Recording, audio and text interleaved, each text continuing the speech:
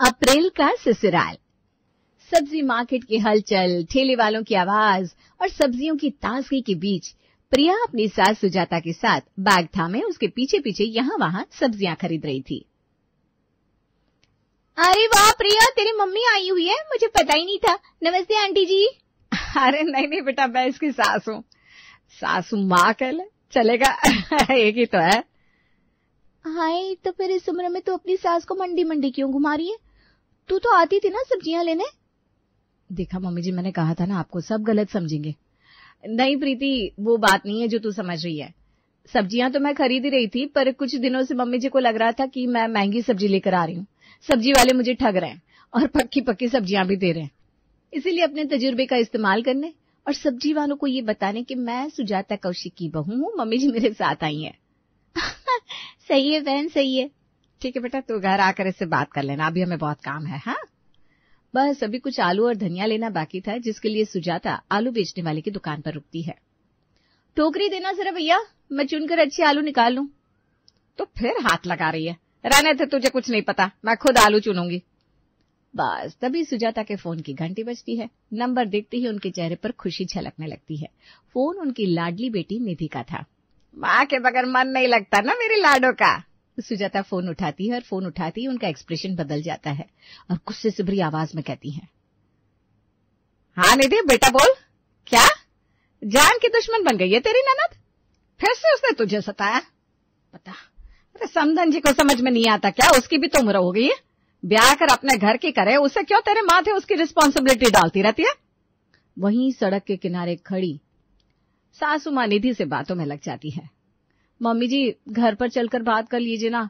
एक तो आपने मुझे आलू लेने से मना कर दिया, अब आप भी नहीं ले रही हैं। घर पर सभी खाने के लिए परेशान हो रहे होंगे। मम्मी जी सुनिए ना। अरे क्या हो गया है तुझे? मेरा सर मत खा, देख नहीं रही है मैं बात कर रही हूँ, बात करने दे मुझे। तुझे देर हो रही ना, चल जा घर। और यहाँ प्रिया असमंजस में पड़ जाती है।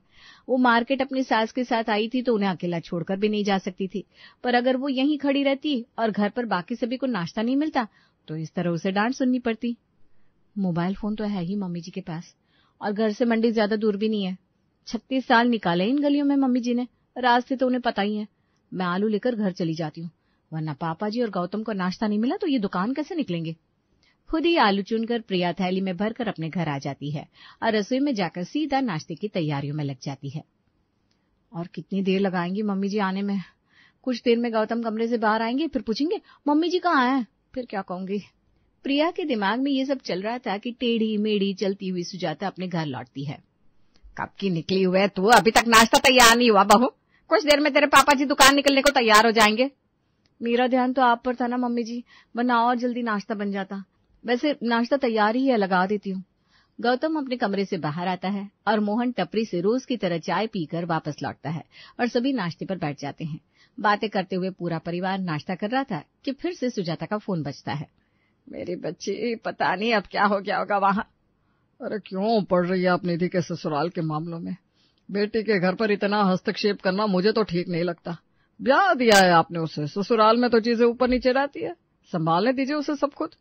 चुप रहिए जी, निधि आपकी बेटी है, पड़ोसियों की नहीं। सुजाता फोन उठाती है, निधि से बात करते हुए अपना खाना लेकर कमरे में चली जाती है। आप अपना खाना पूरा कीजिए पापा जी, मम्मी जी को मैं देखती हूँ। प्रिया अपनी सास के कमरे में उन्हें पराठे देने जाती है और दरवाजे पर अपनी सास और ननद की बातें सुन लेती है। कोई ननद भाभी पर इस तरह हावी नहीं हो सकती बेटा, इसमें तो सरासर मुझे विक्रम जी की गलती लग रही है ना? देखा देखा, वही बात निकली ना। तूने तो मुझे बताया भी नहीं था, पर मैं समझ गई। ये बेटा सभी घरों में होता है, जरा दूरी बना ले अपने पति से, अपने आप होश ठिकाने आ जाएंगे। ये कैसी शिक्षा दे रही है मम्मी जी दीदी को? ऐसे तो उनका घर टूट जाएगा, ये सब सही नहीं है। इसी तरह आजकल आए दिन प्रिया अपनी सास को अपनी ननद के ससुराल की प्रॉब्लम सुलझाते उलझाते देख रही थी। एक दोपहर प्रिया का बेटा नयन स्कूल से आता है और खाने के बाद अपनी माँ से कहता है, चलो मम्मा अभी मेरा होमवर्क करवा दो, फिर मुझे खेलने जाना है। एक काम करो बेटा, तुम दादी के कमरे में जाकर उनके पास बैठकर होमवर्क करना स्टार्ट करो, मैं दूध गर्म करके आ रही हूँ। हाँ। अपना बैग लेकर नयन दादी के कमरे में चला जाता है। प्रिया फौरन अपने काम सलटाने में लग जाती है। मुश्किल से 10 मिनट नहीं बीतते कि नयन वापस आकर रसोई में खड़ा हो जाता है। ये क्या तरीका है नयन? मैंने बोला था ना होमवर्क करो, मैं खुद आऊंगी। अब क्या चाहिए तुम्हें? मैं तो होमवर्क ही कर रहा था मम्मी, फिर दादी ने बुआ जी को फोन मिला दिया और कहने लगी खाने में 3-3 सब्जियां बनाने की जरूरत नहीं है, एक सब्जी बनाकर छोड़ दो। Bad habits. दादी और बुआ की बातें क्यों सुनी तुमने? मुझे पता है मम्मा की 2 लोगों की पर्सनल बातें नहीं सुननी चाहिए, पर दादी पिछले 10 मिनट से लगातार मेरे बाजू में बैठकर यही बातें कर रही थी, तो मेरे कान में ऑटोमेटिक चला गया। एक शाम टीवी देखते हुए प्रिया चाय की चुस्कियां ले रही थी, तभी अपना फोन लिए उसकी सास वहां आती है। निधि ने कुछ व्हाट्सएप पर फॉरवर्ड किया है, बेटा जरा खोल तो। मुझसे खुल ही नहीं रहा, कब से ट्राई कर रही हूँ, कहीं फोन खराब तो नहीं हो गया। अभी कुछ देर पहले नयन मेरे फोन में ना टिप टाप कर रहा था, कहीं उसी ने कुछ बिगाड़ तो नहीं दिया? अरे नहीं मम्मी जी, ऐसे थोड़ी ना फोन खराब हो जाते हैं, और नयन को फोन चलाना आता है। वैसे व्हाट्सएप तो मैंने आपको यूज करना सिखाया था। मैसेज खोलिए। अरे मैसेज नहीं है बेटा, कुछ लंबा सा है, देखना जरा क्या है। प्रिया अपनी सास का व्हाट्सएप खोलती है, जहां निधि की तरफ से एक ऑडियो क्लिप भेजी हुई थी। ये तो कोई ऑडियो है, इसे डाउनलोड करना होता है। मम्मी जी मैं कर देती हूँ। प्रिया जैसे ही ऑडियो को डाउनलोड करती है वो प्ले हो जाता है। उस ऑडियो में और कुछ नहीं, विक्रम की कॉल रिकॉर्डिंग थी। अरे बंद कर, मैं बाद में सुन लूंगी, बंद कर। भगवान, ये सब क्या हो रहा है? लगता है दीदी ने विक्रम जीजू के फोन में कॉल रिकॉर्डर लगा दिया है। अपने पति के पर्सनल कॉल को सुनना और उसे अपनी मां को फॉरवर्ड करना। अगर जीजू को इस बारे में पता चल गया तो सच में ये रिश्ता टूटने के कगार पर आ जाएगा। पता नहीं मम्मी जी क्या चाहती हैं। टेंशन में प्रिया के चेहरे का तो रंग ही उड़ जाता है। तभी प्रिया की टेंशन को गायब करता हुआ नयन आइसक्रीम खाता हुआ अंदर आता है और अपनी मां से कहता है, 20 अप्रैल से मेरे स्कूल बंद हो जाएंगे मम्मा, छुट्टियों में मुझे कहीं घुमाने लेकर चलो ना। कौन सा स्कूल है बेटा तेरा, तुझे समझ में नहीं आता? 4 दिन तू स्कूल जाता नहीं, 1 हफ्ता स्कूल बंद हो जाता है। अभी 20 दिन पहले तो नया सेशन शुरू हुआ और अभी समर वेकेशन दे देंगे। फीस किस बात की लेते हैं जब बच्चों को घर पर ही बिठाना है तो? मम्मा, समर वैकेशन तो फर्स्ट वीक ऑफ मई में होने वाला था, फिर बीच में पता चला स्कूल की बिल्डिंग बहुत पुरानी हो गई है, तो अर्जेंट रिनोवेशन करवाने के लिए छुट्टियों को प्रीपोन करना पड़ा। मैं तो बहुत खुश हूँ, 2 महीने तक बिल्डिंग बनवाओ, हमको छुट्टी दे दो बस। अच्छा ठीक है, मैं तेरे पापा से बात करती हूँ इस बारे में। उनके पास वक्त रहा तो चलते हैं कहीं। नयन को सांत्वना देकर प्रिया अपने बाकी कामों में लग जाती है। तभी प्रिया के फोन पर उसकी ननद का फोन आता है। अरे दीदी कैसी हैं आप, सब भला चंगा? अरे कैसी क्या भाभी, कैसी होंगी मैं, मेरी तो किस्मत ही फूट गई है। ऐसा ससुराल मिला है कि पूछो मत। सासू माँ को तो बस बहू में कमियां निकालने का गोल्ड मेडल मिलना चाहिए। ये नहीं हुआ, वो नहीं हुआ, बस शिकायतों का रेडियो ऑन रहता है। और ननद जी, अरे दिन भर सिर पर बैठकर तांडव करती रहती, मानो ससुराल नहीं कोई अखाड़ा। जब घर बदलता है ना तो ये प्रॉब्लम्स तो आती है दीदी, मुझे भी आई थी। और ससुराल वालों का इतना टेंशन क्या लेना जब पति आपके पक्ष में है। अरे भाभी खा गई ना तो खा पी, ये सब मेरे साथ कौन करवा रहा है, मेरा जालिम पति ही तो। भाभी गौतम से शादी करके ना आपने तो गंगा नहा ली, काश मुझे भी आपके जैसा ससुराल मिला होता।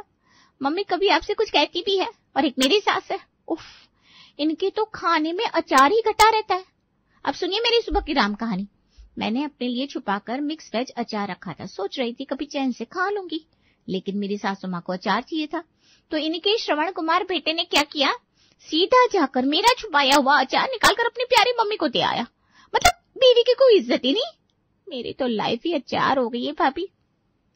अरे दीदी, ये तो हंसी मजाक की बातें हैं, एक उम्र के बाद ना यही बातें याद करके हंसेंगी आप। सास ससुर माँ बाप की तरह होते हैं और एक वक्त के बाद उनका स्वभाव भी बच्चों की तरह हो जाता है। मेरे लिए तो मम्मी जी, पापा जी और नयन ज्यादा फर्क नहीं रह गया। प्रिया मीठी मीठी बातें करके किसी तरह से अपनी ननद के स्ट्रेस को खत्म करने की कोशिश करती है। ऐसे ही खाने का वक्त हो जाता है। खाने के टेबल पर दीदी के ससुराल में क्या मैटर चल रहा है मम्मी? आज दोपहर में उसने मुझे फोन किया था, बहुत रो रही थी। अब कौन सा मैटर बाकी रह गया बेटा, वो तो मैं हूं जो उसे संभाले हुए हूं। उसके भोलेपन का फायदा उठा रहे हैं सब। उसे तो ये भी समझ में नहीं आ रहा कि उसके ससुराल वाले उसे एक्सप्लॉइट कर रहे हैं। रोज रोज का कलेश हो गया है, या वैसा नहीं चलेगा, यहां से किसी को वहां जाना ही पड़ेगा। मैं सोच रही हूँ कुछ दिनों के लिए वहां होकर आ जाऊं, निधि को सहारा भी लग जाएगा और मैं उसके ससुराल वालों की अकल ठिकाने भी लगा दूंगी। ये सुनते ही प्रिया घबरा जाती है। नहीं, ये नहीं होना चाहिए। अगर मम्मी जी दीदी के ससुराल गई तो पक्का दीदी का डिवोर्स करवा कर ही लौटेंगी। मैं इस तरह अपनी आंखों के सामने अपनी ननद का घर टूटा हुआ नहीं देख सकती। वाह मम्मी जी, बड़ी अच्छी कही आपने। आप चली जाएंगी तो पीछे से पापा जी का मन कैसे लगेगा? 2 दिन आप नहीं रहती है ना तो पापा जी के गले से खाना उतरना बंद हो जाता है। और ऊपर से कुछ दिनों में आपकी किट्टी भी तो शुरू होने वाली है ना। अब प्रॉमिस देकर होस्ट ही चला जाएगा, ये बात तो सही नहीं है मम्मी जी। पर दीदी की यहाँ भी किसी को जाना चाहिए, आपकी बात तो सही है। एक काम करती हूँ, मैं ही चली जाती हूँ। बड़े दिनों से नयन भी बाहर नहीं गया और अभी इसकी अप्रैल की छुट्टियां भी होने वाली है। हाँ, यही सही रहेगा सुजाता जी। कितने दिनों से बहू बाहर नहीं गए। गौतम के पास तो वक्त नहीं है इसे बाहर ले जाने का। इसी बहाने दोनों ननद भाभी मिल भी लेंगी। और इसी बात पर 2 दिन बाद ही अपना सामान पैक करके प्रिया नयन के साथ अपनी ननद के ससुराल पहुंच जाती है और धीरे धीरे कर चीजों को सुलझाना शुरू करती है। निधि जब रसोई में काम कर रही थी, पीछे से प्रिया किचन में जाती है। बाप रे बाप, आपकी सास तो सच में दिमाग का दही कर देती है दीदी। मैं उनके लिए साड़ियां लेकर आई थी, खाली हाथ तो आ नहीं सकती थी। कहने लगी, बेटा अगर लाल रंग की साड़ी लाती ना तू तो मेरी निधि के काम आ जाती। उसे साड़ियों का बड़ा शौक है, ऊपर से लाल रंग उसका फेवरेट है। अब बताओ, कब से लाल रंग आपका फेवरेट हो गया दीदी? नहीं भाभी, ये बात तो मम्मी जी ने सही कही। लाल रंग मेरा फेवरेट तो है। अच्छा चलो मान लिया। फिर मैंने ज्वेलरी दिखाई तो कहती है, बेटा ये ज्वेलरी ना अगर आज के जमाने की होती तो मैं निधि को दे देती। निधि उसे बड़े शौक से पहनती, उसे ऐसी चीजें बहुत पसंद है। अब तो मुझे लग रहा है बेकार में मैं उनके लिए ज्वेलरी और साड़ी लेकर आ गई। अच्छा ऐसा कह रही थी क्या मम्मी जी? और नहीं तो क्या। खैर आप बाहर जाइए दीदी, मैं खाना परोस देती हूँ। वहां पर तो सभी रात के 12-2 बजे तक डिनर करते हैं, तो रसोई समेटते समेटते समझ लीजिए भोर हो जाती है। यहाँ अच्छा है, सुबह 8 बजे तक खा लेते हैं तो 10 बजे तक बहू फ्री भी हो सकती है। 2 दिन बाद विक्रम का पीछा करते हुए प्रिया एक गायनेकोलॉजिस्ट के क्लिनिक पर पहुंचती है, जहां प्रिया को देखकर विक्रम घबरा जाता है। मुझे पता नहीं भाभी आप यहाँ किस इरादे से आई हैं, पर मैं बस हाथ जोड़कर ये विनती करने आया हूँ। मेरे और निधि का रिश्ता पहले से ही बहुत बुरे वक्त से गुजर रहा है। आप प्लीज निधि से ऐसा कुछ मत कह दीजिएगा जिससे हमारा रिश्ता और बदतर हो जाए। आपके रिश्ते को बचाने के लिए ही तो मैं यहाँ आई हूँ जीजू। मुझे आप पर पूरा भरोसा है, पर मुझे आपसे कुछ पूछना है। पिछले कुछ दिनों से आप अंकिता नाम की किसी लड़की से बात करते हैं और कहते हैं कि मैं तुम्हारे पास आकर बात करूंगा, फोन पर कुछ बातें नहीं की जा सकती। कौन है अंकिता? ऐसी क्या बात है जो मिलकर की जा सकती है? जिनके क्लिनिक में आप खड़ी है ना, अंकिता वही है। She is a gynaecologist, doctor Ankita Upadhyay. हमारी शादी को 3 साल हो चुके हैं। ऐसा नहीं है कि हमने ट्राई नहीं किया, पर कुछ हो ही नहीं रहा था। फिर कुछ दिनों पहले हम दोनों ने टेस्ट करवाया। रिपोर्ट से पता चला कि निधि में कुछ कमियां हैं, इसलिए मैं गायनेकोलॉजिस्ट से मिलता हूँ। वो मुझे बताती है कि निधि क्या डाइट फॉलो करें, क्या दवाइयां खाएं जिससे वो मां बन पाए। निधि को बिना बताए रात को मैं उसके दूध में दवाइयां डाल देता हूँ।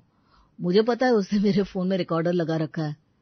मैं नहीं चाहता कि उसे पता चले कि उसमें कोई कमी है, वरना वो टूट जाएगी भाभी। इसीलिए जब भी डॉक्टर मुझे कॉल करती है मैं सीधा क्लिनिक आ जाता हूँ, फोन पर बात नहीं करता। अरे ये तो बहुत बड़ी बात कह दी जीजू आपने।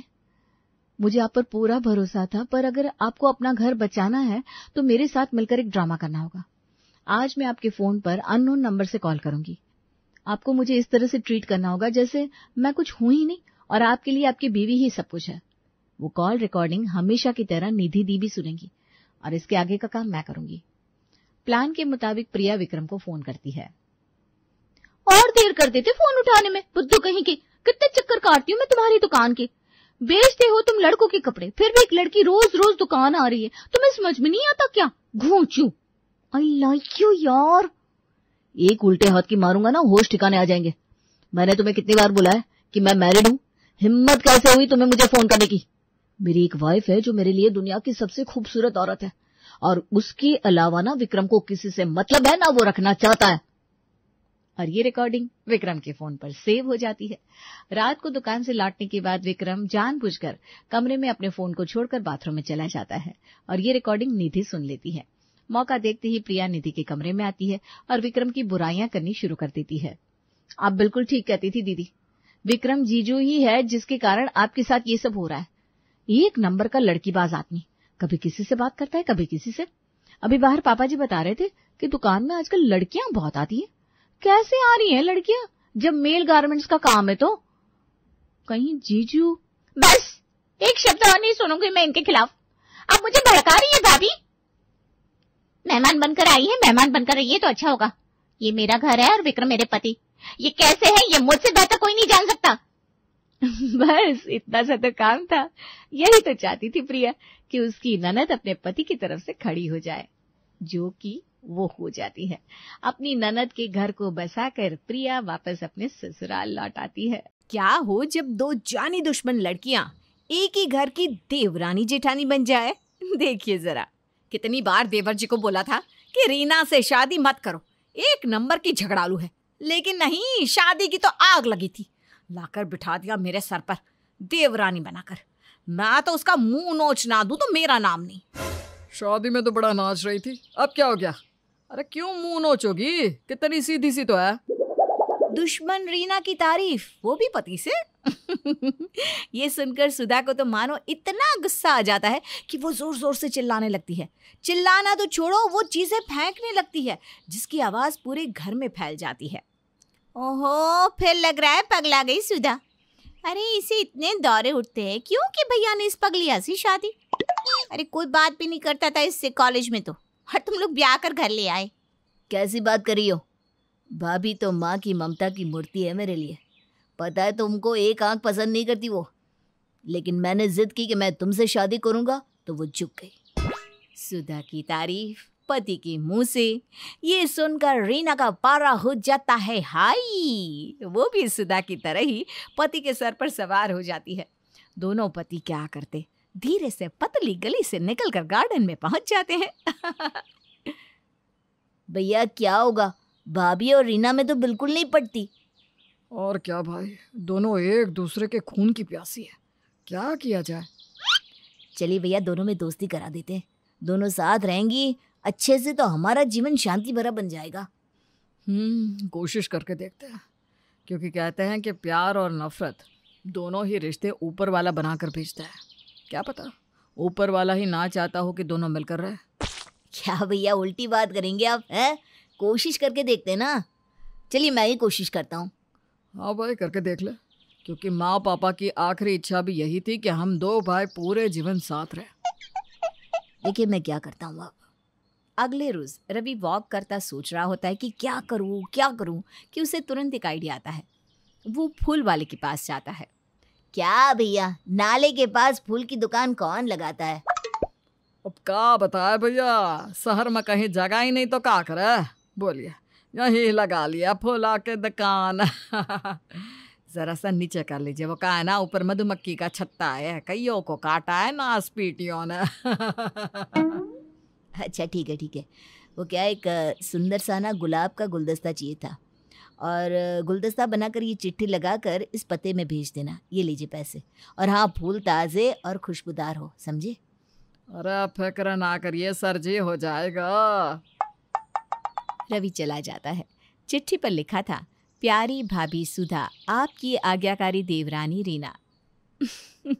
समझ में आया ना कैसे रवि रीना की ओर से फूलों का गुलदस्ता भाभी को भिजवाता है, जिससे दोनों के बीच के रिश्ते थोड़े से सुधर जाए। वहीं दूसरी ओर क्या है, रोज दरवाजे पर कोई ना कोई आ जाता है।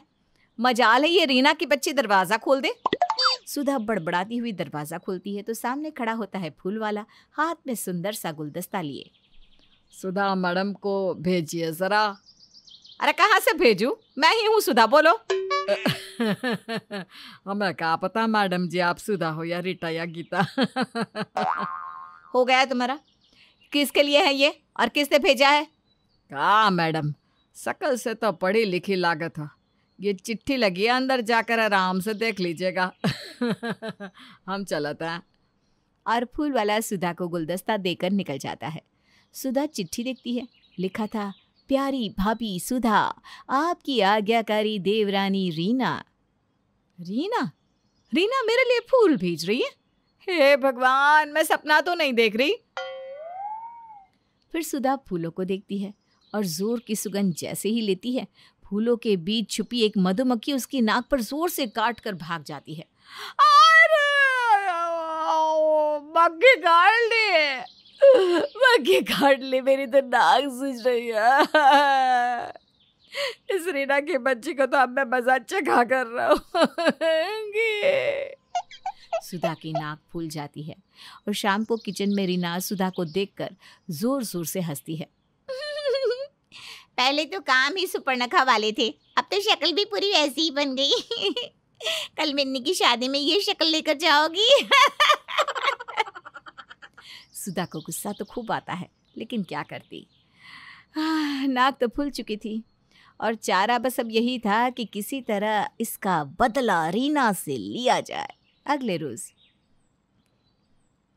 क्या है रीना, शादी के लिए तैयार नहीं हुई? पता है बुआ जी कितना गुस्सा करेंगी। अरे बस अभी प्रेस वाला कपड़े लेकर आ ही रहा होगा।